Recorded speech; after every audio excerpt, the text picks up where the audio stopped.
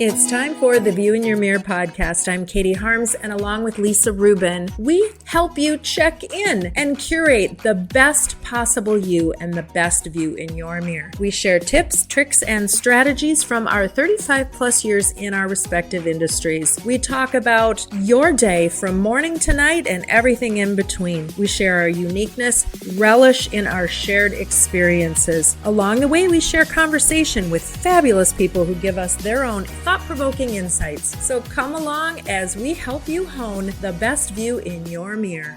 Lisa. Good morning, Katie. How's life treating you? It's good. I was very excited about this podcast we're recording today. It's a good one. Let's get started. Okay. Lisa, before we get into too much, I do want to tell you, I have had the opportunity to be at Rustica Wayzata twice now. What a lovely space. It's in the former spot of the bakery. Roulettes. Yes, Willette's. Couldn't even remember the name for all the years I loved Willette's. But now Rustica is the new, and it is just beautiful. And what's really fun about this is I met up with people and I asked them where they would like to go. And both of them said, oh, let's meet at Rustica Wayzata. So Rustica Wayzata, I haven't been to the downtown Minneapolis in Washington Square yet. I need to get there. Of course, B'nai Makaska is their original location, and then in Southdale. So still all the most delicious, delightful, delectable yummies. So make sure you make it to Rustica Bakery, rusticabakery.com. Also lunches, they have a little bit more of a lunch menu in Wayzata, so very, very yummy. And we also want to welcome back Beam Light Spa to our podcast family. Yes. Yes. So And you've been doing it since you've been back in Minnesota. I mean, honestly, you need to go in. You need to go into Beam Light Spa in St. Louis Park. There is far too many benefits that we could take a whole podcast. Maybe we'll have to do that at some point, take a whole podcast and talk about what all the benefits are. But yes, it's a place to go. So we've been having feedback. I was on a virtual yesterday with a client, and she's like, Lisa, it's just so refreshing to hear you and Katie, just the two of you, because you just are so yin and yangy. That's what she said, yin and yangy. And she said, like, I know you and I know Katie through the podcast, but it's like just when you're just you, Katie just kind of fills you in. That's how she said it. And I said, yeah, she fills me in more than I fill her in. And she goes, no, not really. But the point of the matter is I've had some feedback this week that everyone loves when you and I do our thing. It's like this special thing for people. You mean just talk? Just talk. What thing do we do? Just you be you and me be you. Okay. We can. And me be you. You know what? You be you and I. I could do that. The other thing that I'm hearing from my side, of course, it's going to be about wardrobing clothes and this and that, is that I think people are, with what's going on all over the world and how people are stressed out doing their job or doing other people's jobs and this and that, a lot of people don't like what's in their closet, even though it all works in their closet and it all fits them if they've been helped with me. They need more inspiration. They need more, whether it be different colors, whether it be something. And one of them, who knows I talk about retail therapy a lot, said, I don't want to go do retail therapy. So you asked me what we should talk about. And I think that one of the big things right now, being that we are recording in February, we can say that, is that the stores themselves and online, let's call online even stores, don't have their collections in yet. And so wherever you are, people are stuck at this time of year because seasons are changing, whether you're traveling, you're going from cold to hot, hot to cold, there's storms, there's wind, there's rain, there's all these things. And people do not know what to do or where. I think there's something, and this gets to the heart of the matter of what I've been thinking and feeling. We don't talk politics, we don't talk religion, and the world is a shit show right now. Let's face it. And so what I think is partially going on with maybe your clients or maybe people in general is what can we control? We can only control our attitude and effort, right? But we can control our surroundings and we can control our closets. And if we look in them and we don't like them, or if we open a drawer and it's messy, it's like one little thing we can do to feel like we're doing something in a tiny little microcosm of the world.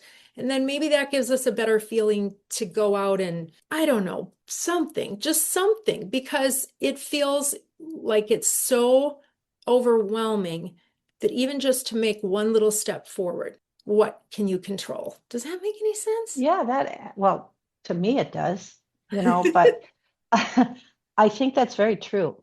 And I think that even your own little space, like suggestions that I do make to people is it's not necessarily your clothes. It's not necessarily your drawers. It's not necessarily this, but even making a small incremental change your hair, get a different haircut, change your color. If you're a person that likes makeup, don't go out and buy blue and green makeup. But what I am saying to you is maybe try something different. Maybe go and have someone do your makeup for you and tell them exactly how you like to wear it so that when you look in the mirror, it just feels better. So it can be just even small changes like that. Yeah, I think so too. And I do think maybe the other thing that happens is maybe I do my best thinking when I'm doing my cleaning out. Or maybe the best thinking is done when somebody's assessing how they want to appear in the world. Yeah. So, Well, I agree with you. I see that happen all the time. But actually, when I go and help somebody with the closet analysis, is what I call it, it doesn't start out that way. They're very nervous. They're they're very closed. tense, They're usually closed, right? very closed. But Hmm. if I accomplish what I like to accomplish, by the end, they're very open. Hmm. And it isn't until like a week or 2 weeks later that I get the feedback of what impact I had on that. And I You think the know, biggest impact is that they did get to start thinking in a different way. they got to start thinking in a different light. Yeah. And Yeah, at whatever point you are in your life, because it's like we don't just live linear and we right. don't just, we're like, none of us looks the same as we did 10 years ago or That's for wants to sure. look the same as we did 10 years ago. So things are changing, whether we're holding on to them or not. What's interesting to me is as I'm watching what's going on in the world, it's just my little observation is that there are two types of people. There are those that are embracing change, and that are those that are becoming so more lineal and trying to tighten things up to the point where they're missing out. Right. Yeah. Well, So I think, and that's with everything that they probably do. okay, we have this phenomenal relationship. Can you imagine spending almost every waking hour with each other? Dana and I No, years ago worked together. We worked together years ago in a Gold's gym. That's a story for another time. And it actually was lovely. I mean, we worked great together. And every time we vacationed together and all the way, but all the time. Can you imagine? no. Wouldn't be something you But see you and Ben doing? No, no. But we're at a point in our relationship where if I have had enough, I can just say, Katie, we just can't look at each other, talk to each other. We need a break. We need Are you talking timeouts. about me now, or are you talking about Ben? Yeah. No, I'm saying if you and I, but Oh, sure, sure. That's true. That's true. Well, we have a guest coming on today who is incredible. Incredible. Not only that, this guest, we have the first thing that has ever happened. This is the first time this has ever happened with us. We ask every guest that's coming on to please get us a bio, get us a headshot, get us their nonprofit, which in this case we forgot to do. You would think I would have this all figured out nicely, and I thought I did, but I didn't. But whoops, my bad. So let's talk about our podcast guests. So we ask every guest to give us a bio and a headshot and other information. And in this case, for the first time ever, the bio was written by our guest's husband, who is, yeah, it was pretty cool. Like I had to actually look at that twice. yeah. So we're going to read it as is because I just think that's beautiful and a testament to spending this amount of time together because they work together. And as Lisa's going to share in the bio, take it away, Lisa. I am going to take it away and I'm going to read it just like he wrote it. Okay. It says, Andrea Rosenstein bio, written through the eyes of her beholder, which I thought was pretty cool the way he wrote that. It says Andi Rosenstein was born in 1961 on the north side of Chicago and graduated from Maine East High School. She went on to attend the University of Illinois, where she made the dean's list and earned an honors degree in social work. In 1986, she met her future husband, yours truly, Steve Rosenstein, while he was working as a surfwear rep in Chicago's Apparel Center. She walked into my office with her resume in hand, and I've spent nearly every breath of my life since building brands, a family, and a life with her. In 1988, we created the Fitigues clothing company. Andi designed every garment for 20 years before the company was sold to a Fortune 500 retailer in 2006. In 2007, we stumbled upon a 1920s warehouse in downtown Phoenix, emerging warehouse district,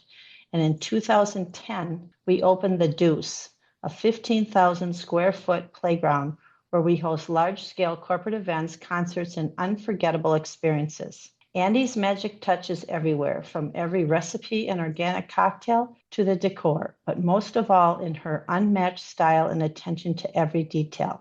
They say whatever Andi touches turns to gold. I'm living proof. From the day she touched me, my life has been filled with gold. Isn't that just the sweet? I mean, honest to Pete, we probably should have had them both on. You're right. We probably should have. And her son works in the business too. Yes. Well, they have actually bought the business back, right? Yes. So we're going Hopefully to we talk can about talk to that. her about that. We'll see. We're definitely going to talk about that. But we're gonna welcome Andi to the podcast right now. Andi, I am so excited to have you on this podcast. It was a conversation we had in the front of your store in DC Ranch, Arizona. Right. And here we are. So I'm excited to hear all about your story. That's what I told you we talk about on this podcast from the beginning. You can go way back when you're a little girl, or you can start wherever you want. But take us back. What got you inspired? How did this all happen? How did it all unfold? Well, I guess it all began when I met my husband in 1986. I had graduated at the University of Illinois. I was a social work major. I was working at Northbrook Youth Services, had a little kind of tragedy in my family, decided I needed a break from trying to save the world that I thought I was going to do. And my dad talked me into going down to the apparel center because he used to be a women's rep in Chicago. And I used to go with him as a little girl to his appointments at places like Ups and Downs. It was a small chain back in the day that I ended up working for them years later when they had 300 plus stores.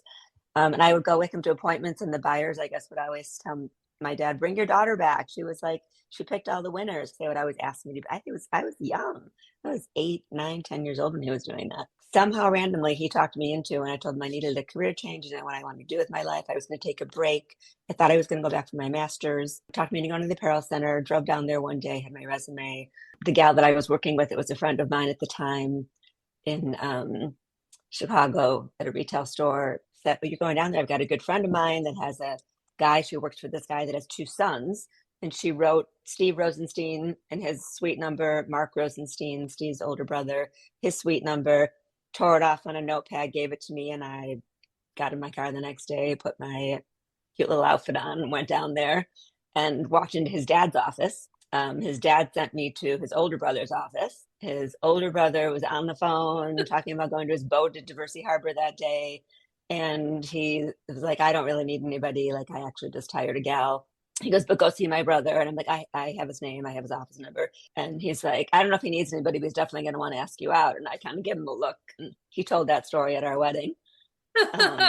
And so I went down a couple floors. He was on the 12th floor. Steve was on the 8th floor of the apparel center. And kind of peeked in his office, and the door was locked, lights were off, but it was very cool. You worked at the apparel center, so you kind of knew he was on the 8th floor. It was men's. It was very like stuffy, stodgy showrooms and lots of old men standing outside smoking cigars. And I walked up to Steve's office, and it was, royal blue carpet and surfboards and fun and funky. I'm like, oh, this could be fun. And slid my resume under the door and reached out again and followed up and made an appointment to see him when he was back in town. He was working in the surf industry at the time. And that was pretty much it. We met, we interviewed. He told me that he wanted to hire me, but didn't really have anything for me. He would keep my number. kind of crazy. His boss at the time was based in California, called a little while later and said, we're starting a junior line. They were in young men's. And we need to go out there and find like fun, cute young gals that, can launch this because it's not you that can sell this. And he's like, I have the girl. And he called me and offered me a job. And it really began from there. He tells the story that I didn't know until one of my favorite stories, until literally our wedding day. So we started dating pretty quickly. I had a boyfriend at the time, but that ended pretty quickly. And we started dating. This was May of '86 that we met, and we were dating by July. And we lived together, and we started Fitigues 2 years later in 1988, and went on a crazy 19-year run together with Fitigues, and really didn't even have time to think about getting married, but we moved in together right away. So we were living together for 6 years, and I was coming up on my 30th birthday, no ring, hadn't really worried about it because we were too busy like building Fatigues to even think about it. But I think something happened to switch to the girl when they turned 30 or about to turn 30. Anyways, I ended up getting married about after being together 7 years, 6.5. And one of his best friends at our wedding during his toast told the story that when I walked in his office that very first day, after I left, he called our friend Spray and said, I just met the girl I'm going to marry. So pretty wild because I had a boyfriend at the time. He had a girlfriend at the time. Pretty crazy story. And we were really good friends. 3 of us hung out together all the time. And he was involved in our business and helped us structure when we started expanding. And he never told me that story. He kept that secret till our wedding night. So that's how the whole thing started. We started working together. I was repping with Steve. He was involved in a surfwear company. And then a friend of his who was a mutual regional manager had an idea to start making his own stuff. He found a factory, and I got thrown in kind of assisting with design of this young men's surfwear line, just selecting colors. And they ended up deciding to do a junior line also instead of just young men. So I ended up designing that collection, never knowing that I had any ability or design ability whatsoever. Just it was these 2 guys trying to take this surf line across the country. And so I just kind of jumped in. And so we did that together for a couple of years. And in early '88, we were traveling the whole country together. And we just saw that the surf industry was really getting crowded. We didn't really feel like we had a niche. We meaning us and this other couple that actually they owned that company. Steve was a national, he was handling sales, they were handling production, and I was doing design. And we were at a trade show out in Las Vegas, big magic show back in the day. We had dinner with their production guy, and he sat us down for dinner and he goes, you 2 should do your own thing. Like, you are the talent here. Steve is a maniac with sales, driving sales. You have a crazy design ability. You guys should just start your own thing. Like, you have so much talent together. And we were like, well, we do, but we have no money. So thank you for the compliment, but what do we? And it was back in the late 80s when everything in the US was going offshore in the apparel industry. Factories were closing everywhere. And he was from the Southeast, and he said, I'm telling you, put together a collection with your sales ability and your talent. I will find you a factory. And so we did. We started looking at kind of the gyms instead of the beaches and what was going on in the gyms at the time. And what was going on in the gyms was men were starting to wear like Lycra bike shorts. That was becoming a thing. And we would call like bullocks for selling on a Monday morning. How do we do over the weekend? And it'd be like, well, it's slowing down quite a bit. Like surf in general is just slowing down. But we have these men's bike shorts in that we can't keep in. Maybe you guys should do something. And we were like, what? And I remember being out in California together, like pulling a pair off of a rounder and telling Steve, go try these on. And he went in the dressing room and tried them on. And I was literally like doubled over. I'm like, how can this be outselling our cool, like, wash I know those shorts? exact shorts. I know. Right? And he was a member of East Bank at the time. And he'd be like, yeah, there's guys in there wearing them. And we were like, really?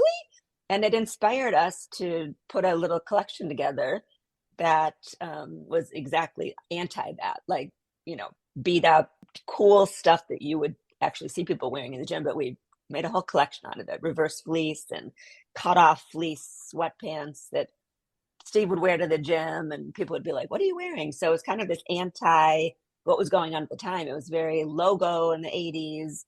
And we were very kind of authentic and had a vintage vibes. It was completely different. And it was pretty crazy. We ended up starting Fatigues in 1988. We shipped our first collection in November. Again, I did all designs. Steve was handling all sales. We did $1 million our first season, and it sold like crazy. And it was all department stores at the time. We had no retail. We sold everybody from Marshall Fields to you name the department store. Carson, Well, Perry you sold Scott, at Dayton's too. Dayton, Yeah. exactly. Timing for you has really been something, the timing of things. But also, I'm wondering, where did your dad come into all of this? Did he ever give you any advice? Did you ever go back and say, hey, we're thinking about doing this? Or how much of his success has he seen, if he's still with us, or He's did he not. see? Yeah, he's not. He passed in 1998, so he saw the crazy 10-year run with Fatigues, and we were in Chicago at the time. He was in Arizona, so we didn't, we'd see each other once or twice a year. We had my both of my boys were born before he passed. Jake was 4 and Luke was 1 when he passed. So yes, very proud dad. Could not believe when we opened a store out in Arizona, was at the grand opening, and just in awe. He was really in awe of what Steve and I did, because he loved Steve, and he and Steve were very similar, actually. My dad was literally the ultimate salesman, and I think really my dad, my husband, and my older son, they're both incredible at sales. It's not a gift that I had, but they all were. So he was very proud, and I remember one of the last things he said to me when he came to Chicago the year before he passed. He really got to he's always like so worried about me. He's like, you're so busy. You have to slow down a little bit.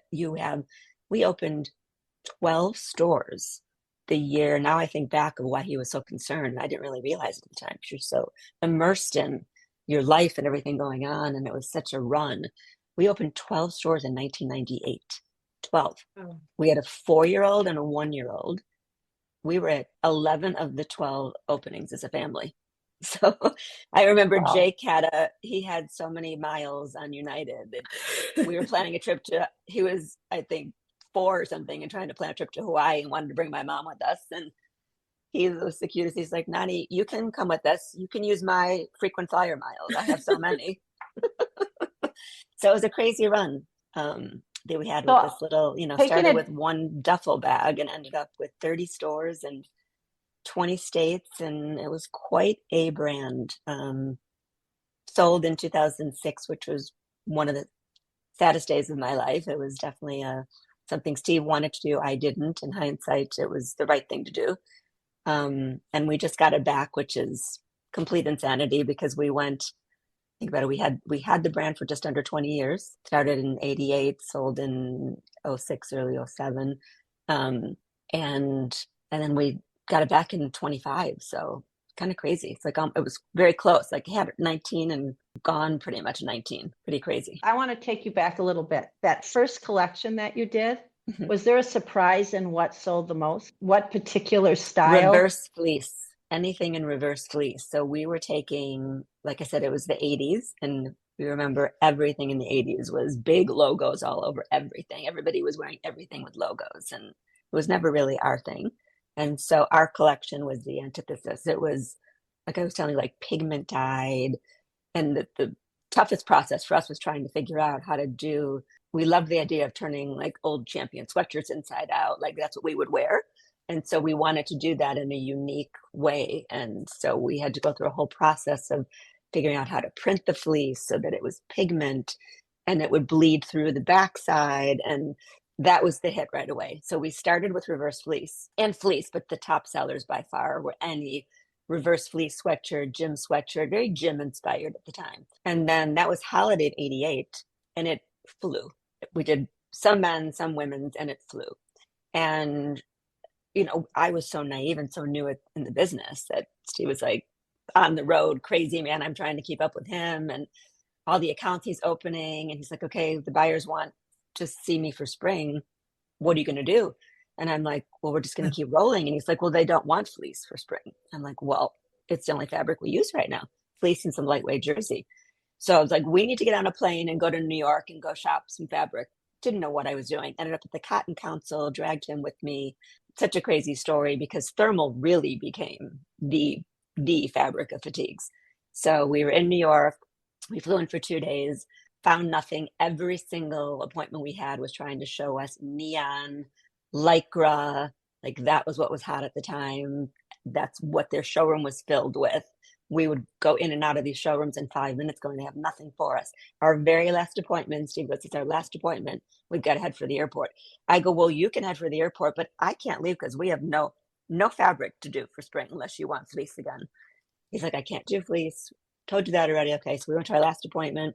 Same thing, showed us all of the neon nylon fabrics, totally not where our head was at the time.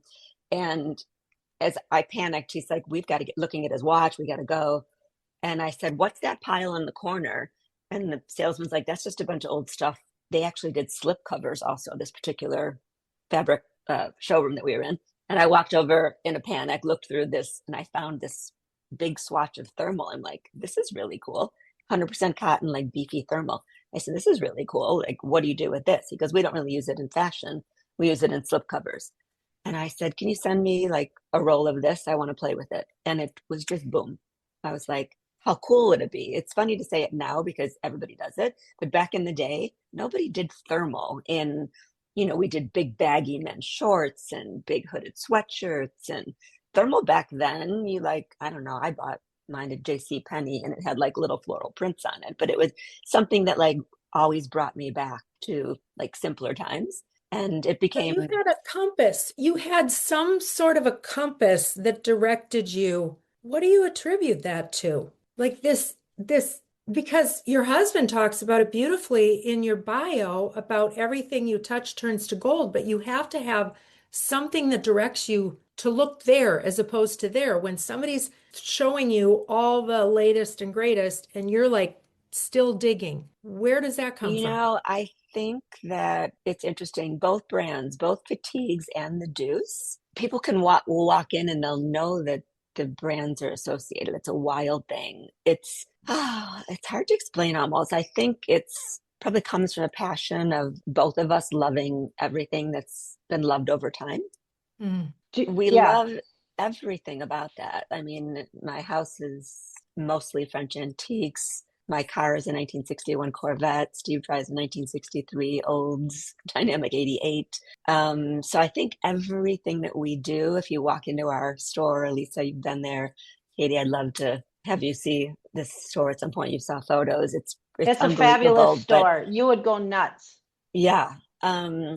But just the aesthetic of the store, like we ended up in Austin, dragged Steve when we signed the lease to Round Top outside of Austin looking for antiques. And the center of the store, the heart of the whole thing is an old gym ladder that they literally had at my school in Chicago, Stone School. It's the first thing we did in the morning. We walked into our gym classes, had to jump on these gym ladders. That was one of the first things we bought. And that is like when you walk through the doors that open, it's centered on the main entrance is this gym ladder that we have throws on and vintage French jackets hanging off of it. And then right in front of that, it's a set of old parallel bars from like the 1940s that we found. Everything about that store decor, everything about the Duce. People walk in the Duce and I think the brands are similar in that sense. I think everything we create is very centered around our passion. People can walk in the Duce and never met them before. We'll give them a tour and they're like, it's like you're the two of you, your playground. It feels like it's a little bit of both of you and everything that you love. We opened with a boxing ring in the middle of it's a 14,000 square foot warehouse. Like I said, built in the 1920s with the old original skylight there. When we walked in that space, I have to tell this one of my favorite stories. So we sold Fitigues the morning after, the night of our last day with Fitigues. We were sitting at DC Ranch right across from Lisa, where living room is currently. Used to be a bar called Armitage Wine Bar. We had our cell phone in the middle of the table saying goodbye to all of our people. Some had been with us 10, 15 years. I cried the entire night. We had a non-compete. We couldn't do anything in fashion for a year. We woke up the next morning. We took our black labs for a walk to DC Ranch to get a coffee. We were walking through our back gate and I said, and what are we going to do every day? Like, I'm in the middle of Arizona. You dragged me out here. I was a Chicago girl. Like, we have no business now. I was in full panic mode. What am I going to do every day? I'm not the gal that's going to go nothing wrong with it. It's just not my vibe. I'm not going to go have lunch with the girls and get manicures. And it's just, I need to do something. And he's like, you just need to relax. We're going to golf. We're going to have a year. We're going to figure things out. Okay. We walk through the back gate. He goes in the office. He opens his computer. There's a picture of the Anchor building, which is where the Duce is currently located, sent by a broker that we met through my stepmom randomly. And he sent us this picture and said, you guys should take a look at this building. I feel like, I know you've been bopping around the warehouse district before. You should take a look at this building. And Steve's like, let's go. This looks crazy. I walked up to it, I go, oh my God, it looks just like our building in Chicago, where Fitigues headquarters was, which was on Dayton, like off of North and Halstead, basically. And we jumped in the Jeep and we walked in, and we ended up on what is currently our patio. And I looked over at Steve. I said, oh my God, this would make the craziest bar and restaurant. Like, we need this building. And he's like, the building's insane. We're not getting in the bar business and the restaurant business.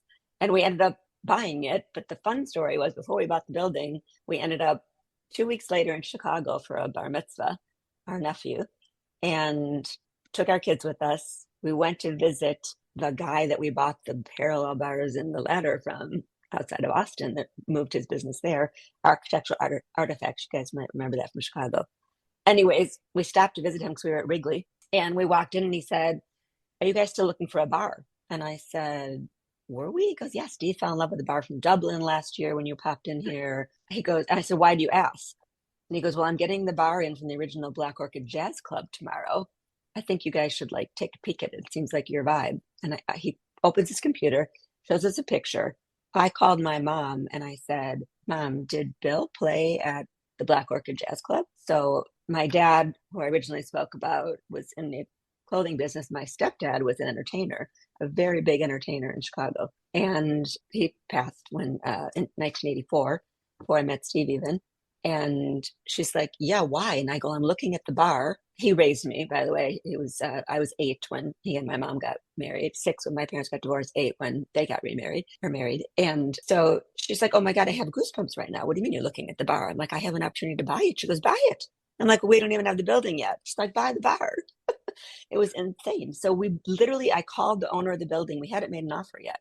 I called the owner of the building. His office was very close to the Anchor building. I said, can you run over there really quickly and measure the wall? I'm like, I knew the wall that I wanted it on. He's like, you're crazy. Okay, I'll call. Are you going to make me an offer, guys? Or you just want me like run around with the tape measure? He called like a half hour later. We waited, standing there talking to Stuart. And I'm like, it fits. And we bought it. And we hadn't bought the building yet. So that kind of started it all. So the Black Orchid Room is currently the heart and soul of the Duce. It's now a major event venue, private, and now getting more into the public event business. I mean, I was standing in there Saturday night. We had a Valentine's event with the unbelievable band from Las Vegas, and this phenomenal sax player was up on the stage, and I was just looking around. I had Bill's album behind, and I like turned around and looked at it like, this is like surreal that this is happening right now. Like, I grew up in that world, going to clubs as a little girl, like till 3 o'clock in the morning sleeping, because that's where I went with my parents. What he did. Go ahead, Lisa. So my question I was going to ask you, but you pretty much, I think, are going to answer it. And it's like, do you run your business and the way you keep moving forward on intuition and gut? 100%. Yeah, I know you answered the question. And dreams. And dreams. But it feels like if it feels good inside, you do it. Like 100%. There's no data, there's no zero advice, there's nothing. It's like, I'm going to do it. I can 100%. People thought when we bought the building in 2007 in the warehouse district, there was no downtown Phoenix. There was nothing happening down there. And to make it worse, the building was on the wrong side of the tracks. Like, nothing was going on. And I had my vision board at the front entrance, everything I wanted. It was the old produce district. So I wanted organic cocktails and mason jars. And I started creating the recipes, and we found a 1960s Airstream trailer to use as our kitchen. And it just started coming together on this vision board and running around the country together, finding bars like the Black Orchid and Airstreams and bleachers that were in a junkyard that are from St. Mary's high school in Phoenix, and it just started coming together. But It just occurs to me I was in there a couple of years ago oh, when you were? Mhm. The Gopher football team played a bowl game. I think it was 2021, actually. The Love pregame that. was there. I'm Yes. sitting there going, this is so familiar. And I've only been in the Phoenix area. We have our winter place. We go to Palm Springs. So I spend Uh-huh. more time over in the Palm Springs area. And so I've only been in the Phoenix area a handful of times. And so Yeah. I'm like, wait, and I love that. it was magical. It was It magical. is. What is so interesting to me is what the word that keeps coming into my mind is threads. The threads that are woven through threads have been woven through your entire life that has stayed consistent. It's whether you've So had true. a business in the rag business, as we can lovingly call it Mhm. from Right. Years our ago. history, or that's always been there for you. And now it Yeah. continues. And now they're Yes. going to be running, and your parallel bars is those Right. businesses are going to be running parallel. So true. So And Yeah. then you cool. also, I saw, had another clothing line, R&R Surplus, which I love what R&R represents. Yes. Right. I love that. So, So R&R Surplus started again intertwined. So we had purchased the building in '07. Took us 3 years to really find everything. I wouldn't say concept because we're not concept people. We just do what we love. And it took us 3 years to pull the whole thing together because we did it totally on our own. And we didn't open until Mother's Day 2010. And it was very interesting for us because we came off this crazy run with Fitigues. It was boom, shot up like a rocket ship. Like I said, $1 million. First season, 10-year run, 30 stores, 20 states, sell it, take 3 years, buy this building, open it. I have my vision board up there. If we build it, they will come. Well, they didn't come so quickly. It wasn't Chicago, it was downtown Phoenix. And it was quite a struggle at the beginning. It was phenomenal. And we always believed that well, for sure I did, that it would eventually work. But it was definitely a slow start to begin the Duce. I just lost my train of thought though, why I was saying that. Well, But they were threaded together. that whole area had to kind of catch up to you. 100%. Yeah, it still hasn't really. We'll still drive down there on a Saturday night. Like last Saturday, we had 500 plus people. We sold tickets for Valentine's Day for an amazing evening. And we still drive down there. It's desolate. You don't see a car or a human really walking in our neighborhood. It's coming, but we're 17 years and we're very early.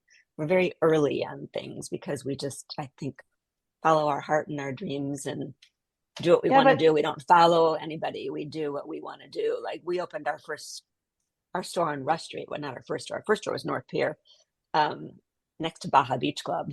But when we opened Rush Street, I'll never forget that because my older son was 3 weeks old at that grand opening. Like we stepped over a homeless guy. There was nobody on Rush Street. We were what ended up being next to Barney's, but that street was completely empty. And we opened that store there. And I remember our friends and family at the grand opening go, "You guys are crazy. This is a crazy location. Why would you do a location like this?" Like, I don't know. Seems perfect for us. Like, we don't agree. So I we've know, but always, Andi, I think you're quite the visionary. Like Yeah, I do you too. go with your gut and your dreams, but you still have this fabulous way of visioning things that are in the future. yeah, Mhm. that's what my And mom says about us. She's like, that's what will be written about you guys one day is you are visionary. That is Yeah. like, you just do things that nobody else does. People walk in on that topic, like people walk in the Duce and they're just like, what in the world? I have never seen anything like this. It can be a couple from Paris. It can be a couple from Austin, or a family from Newport Beach. Like it's so unusual. And the same thing is with Fitigues. People ask us there, like, who do you compete with? Who's your competition? Whether it's today or back in the day when we first started. When we first started wholesaling, I remember being in an appointment with Bergdorf Goodman, and they were like, we love the product, but who do you hang with? Like, we don't know where to put you. There was no athleisure back then, right? It was, no, you were there the was visionary. no You there was no luxury casual when Fatigue started. We really did start that whole thing.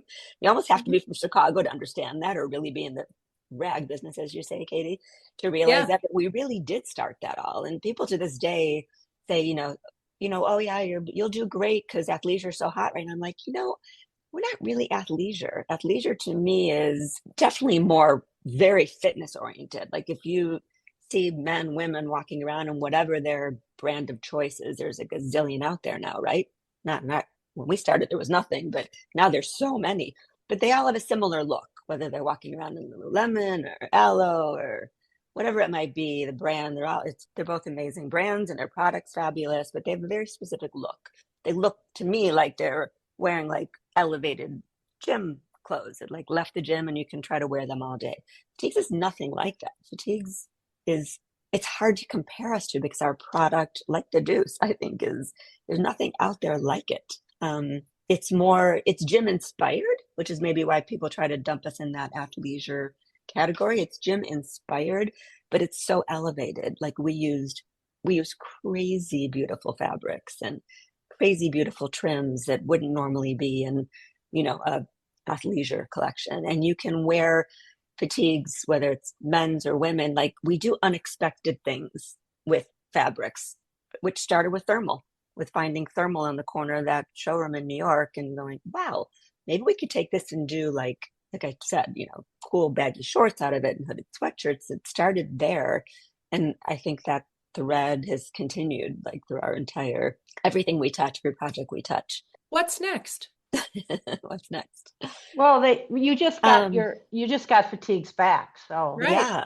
So that has been such a pleasant surprise. Cause for me, I think I got off topic a little bit. You asked about R&R and that's how I started stores. And to circle back to that for a second, that's how R&R started because we had that vision board, that dream. We built it. We opened. If we build it, they will come. They didn't come so quickly. Steve panicked. It's like, we have to go back in the clothing business. I was like, no, we're not doing that right now. Like I'm creating recipes and thinking about kind of entertainment should be here. And like, I'm on a new project. No, we've done that for a bit. Maybe one day we'll go back. He's like, well, guess what? We need to do what we need to do. So these two girls walked in one day to the bar and ended up, he was behind the bar. We had just opened and ended up, they were Nordstrom's buyers. And he's playing like Nordstrom's Who Do You Know? And asked about buyer that was our buyer who had 2 labs. And oh yeah, she runs women's now. And he calls her the next day to touch base, literally just to say hi. We met these girls I haven't talked to in years. She says, you need to buy Fatigues back. This is 2010. No, probably early 11, winter of 11. And he's like, we can't, like we sold it, it's gone. Why? She goes, we need it back. Like that whole category is just bare right now without you guys. We went on our Duce run, like that's over. We need Fatigues back. He comes home and tells me, talk to her, and he's booking a flight when he walks in from his golf course talk with her, booking a flight to go to Seattle. We're going to see Nordstrom's. I go, what are you talking about? We don't have a factory. We don't have samples. He goes, well, pull your old Fatigues and we'll figure out a factory. We'll go back and figure it all out. And we literally went through my closet, grabbed all this stuff of my favorite Fatigues pieces, got on a plane 2 weeks later to Nordstrom's. They gave us this huge order on the spot. We had no factory, nothing. So R&R really started. We had no name actually at the time. We're like, well, we don't own Fatigues anymore. So we were sitting in our backyard one day in DC Ranch and we're like, okay, we need a name. And we were talking about military fitness because we always have had a little military edge. Obviously, Fatigues has that. And landed on R&R because it had the connection to Fitigues. It's also Rosenstein and Rosenstein. So we started that little brand in 2011. But it's interesting because back to getting the brand back, first of all, I never dreamed that we would ever have it back. But I also am absolutely blown away every day that I walk into the store at DC Ranch. The stories and the people and the reaction. They walk up and you see them. They stop, they look up and they go, oh my God. Is this the Fatigues from 100 years ago? Like, no way you're back. And then the stories start. You were gone. Like, we didn't know what happened to you. I still have in my hotel room, I have Fatigues outfit with me. Like craziness. We were gone 20 years. That brand was iconic. And it's not like we didn't know that, but getting it back.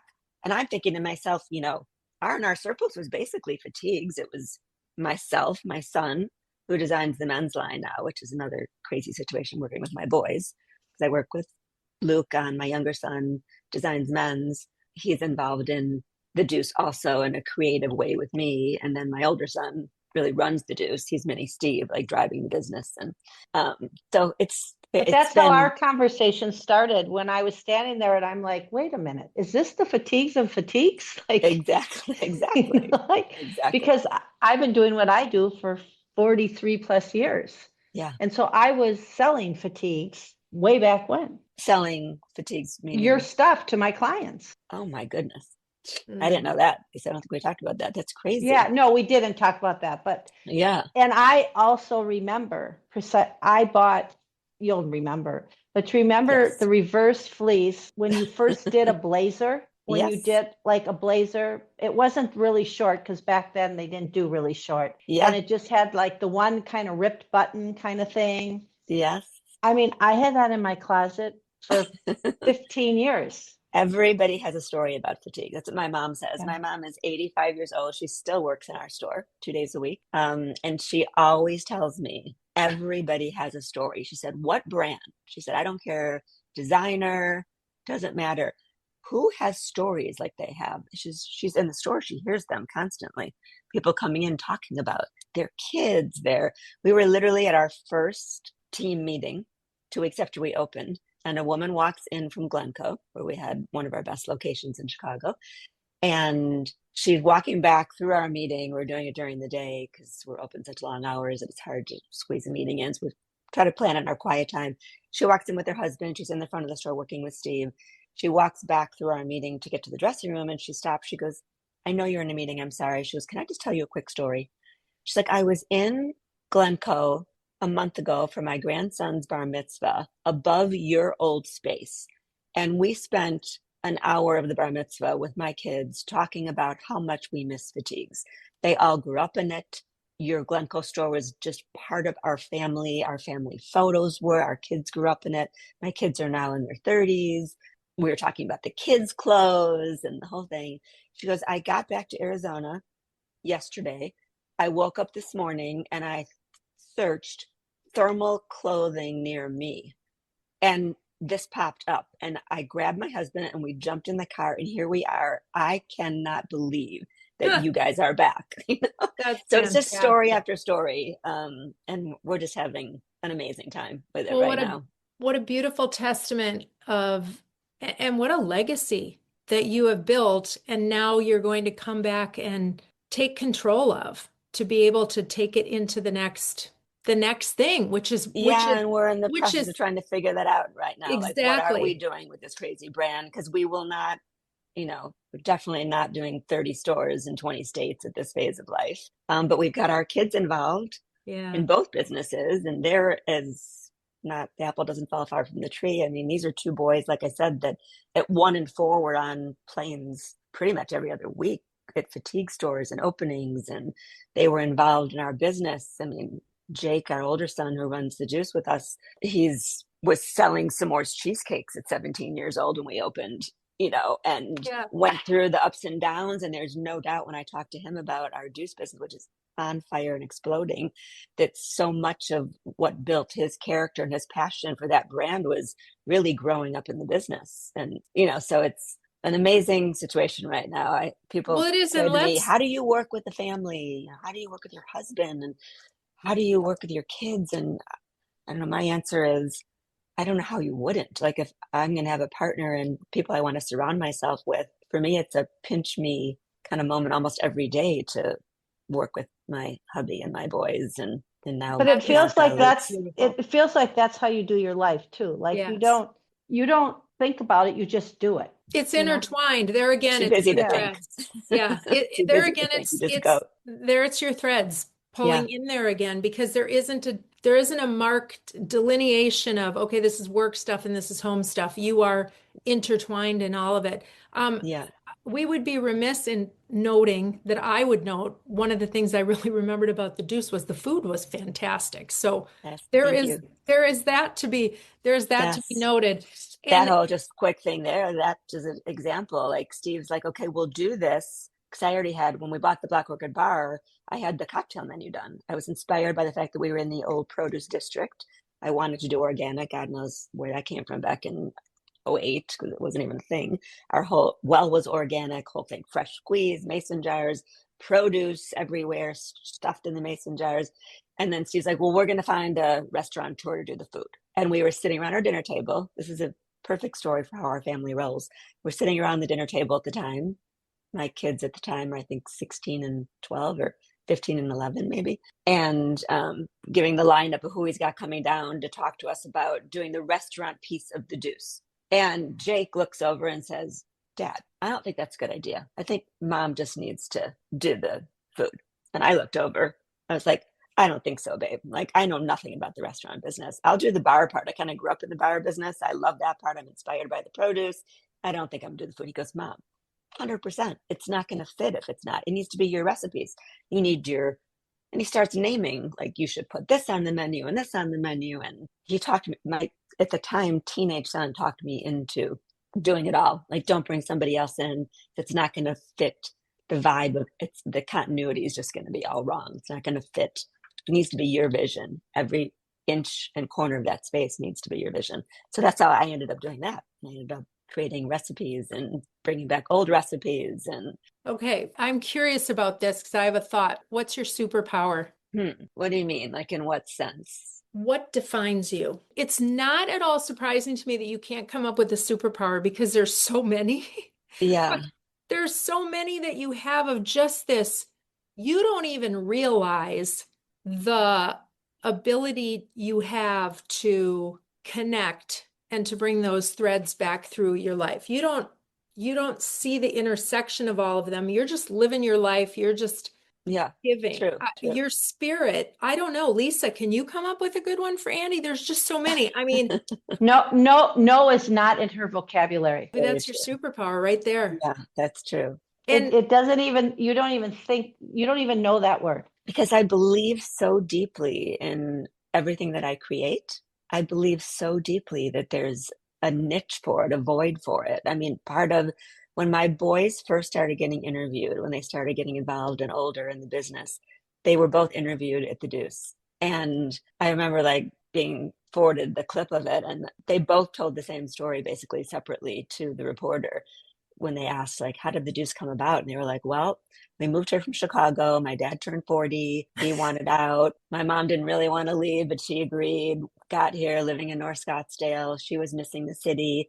Every night the family was going out to dinner. They'd say, where do you want to go? Mom, where do you want to go? And I'm like, let's find someplace amazing and fun. And we would turn to her every night and go, Mom, there's nothing amazing and fun here. Where do you want to eat? So she created it. It was just really, it's your ability to create. Well, we are up against the time. Yes. Yeah. I think to be That was so much fun. cognizant of your time, there's so much more. We do focus on a nonprofit on each of our shows, and we ask our guests, and you have brought a beautiful one, Desert Labrador Retrieval Rescue of Arizona. That's a mouthful. How did that come to be? Very recent, actually, just in the past week, really. So it started because we are working with somebody that we met in the Silverleaf community that is an artist, and he focuses on dog portraits. So, of course, Bookie, who is the love of my life, the love of our whole family's life, is our black lab. We've had black labs since I met Steve. He had a black lab, Rocky. And Bookie's all over our store. He's the model for our Southpaw sweatshirts. His photos are everywhere in the store. And we're doing these paintings, and we're decided we're going to do like some sort of an event based on our beautiful patio this spring. Let's bring him in and he can paint on the patio, and people, such a dog friendly community, people can come and bring their photos, and he'll custom make, paintings with their dogs, blah, blah, blah. So then we're like, well, if we're going to do this, we need to tie into some animal charity. And we're with our kids. And apparently this particular, which we'd never even heard of, this Desert Lab Retriever Foundation Rescue, had booked an event at the Duce in March. And we we reached out to them because Bianca, girlfriend that he lives with, was like, oh yeah, we're doing an event with them the end of March. And so Steve reached out, and they're like, oh, the founder lives in Silverleaf. So he had a cup of coffee with him literally just yesterday. And it's just near and dear to our heart. Steve told me the story last night of what he told him about his rescue, who I'm sure knows Bookie and plays with him in the community. And that he found his guy in the desert of Mexico and somebody had posted, like, I just let this dog out in the wild, like laughing about it. And it just really tugged at my heart and thought, this is where we need. So we're doing 2 events now with him. We're doing one at the Duce in March and one at Fitigues in April. So That's anything we fantastic. can do to help raise money for that cause is amazing.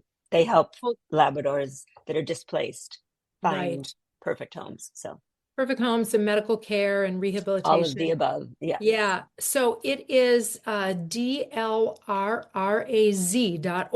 is the website to learn more information about that. Thank you. If people want to learn more about you, get a hold of you, where's the best way to do that? Through either business. We've got, the Duce website, theducephx.com, fatiguesclothing.com. Come visit us at the store. Come visit us at the Duce when you're in town.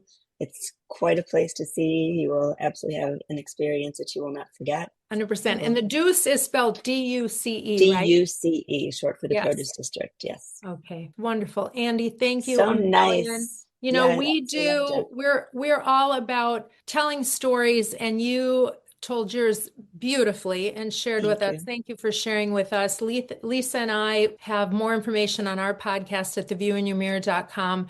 We are all about being able to look yourself in the mirror and know you are the best view you possibly can. And we're getting a quick little view of your other half behind you. Yes, and that's a perfect way to end. And we want you to know that what you put out is just so incredibly beautiful. And that's the best anyone wants for themselves. So thank you. Until next time. Thank you so much. I really enjoyed it. Thanks, guys. Have a great day. Thank you. Thank you. Thank you.